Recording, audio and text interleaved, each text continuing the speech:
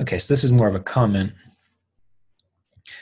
What I've noticed in doing my second assignment is that you make the formula of mixing lords and houses seem so easy, but for me, I still need so much more practice. Well, of course you do.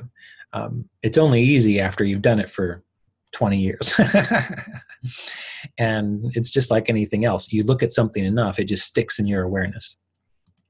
Those of you might not know this, but actually, maybe you do. Maybe it's obvious.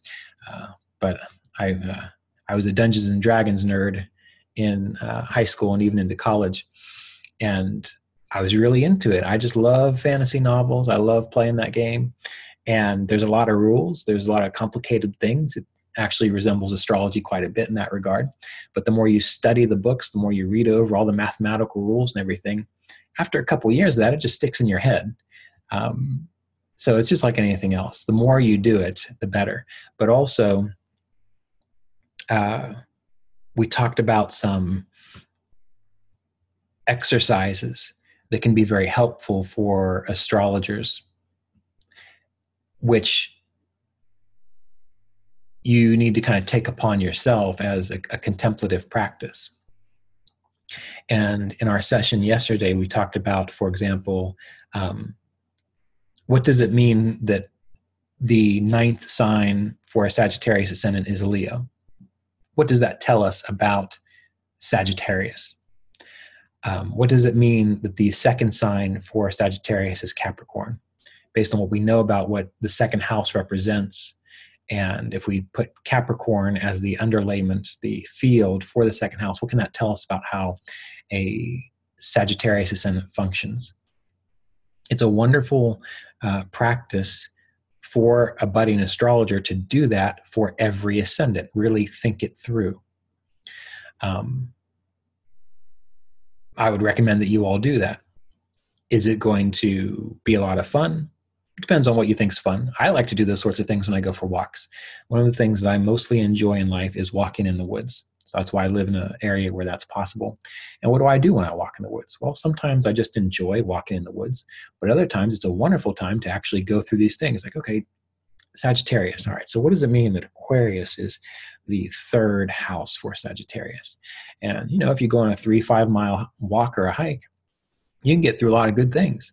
It keeps your body moving, keeps your brain with a lot of nutrients, oxygen, and blood, so you learn a little bit better. Another good practice, as Fiona writes here, mixing house lords. I told you that the books, The Art and Science of Vedic Astrology, Volume 1, was based upon a correspondence course that Richard Fish used to send through the mail back in the 80s. But The Art and Science of Vedic Astrology, Volume 2, was based upon courses I was teaching and writings that I had and things that I was curious about. And so one of the things I always wanted to do as an exercise was to write out all of those bhava yogas, such as 2nd Lord in the 10th house, 2nd Lord in the 3rd house, and so on, because I knew that if I did that, it would stick in my mind a lot better. So instead of always referring to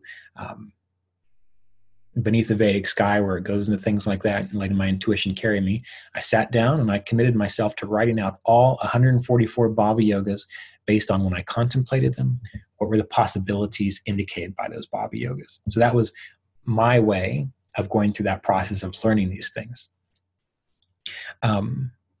So yes, it's easy once you've done stuff like that. So if your goal is truly to be of service as an astrologer, and that is your primary function and goal and a role in life, I would advise you to take the time to do these kinds of exercises.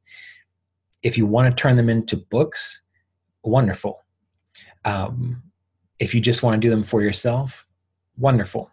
One of the things I like to do when I write, I have a whole bunch of things that I've written out over the last 2 to 3 years that are essentially reference material that I like to have. So I wrote it out for me so that I would have it exactly where I need it. If I ever get the ability and the time, I'm going to turn that into a book as well, because not only does it benefit me, but I think it could benefit others. So the more you do this kind of work, not only does it benefit you, but it also benefits the other people that you can share it with. So that's what makes it easy. That's all. It's just practice.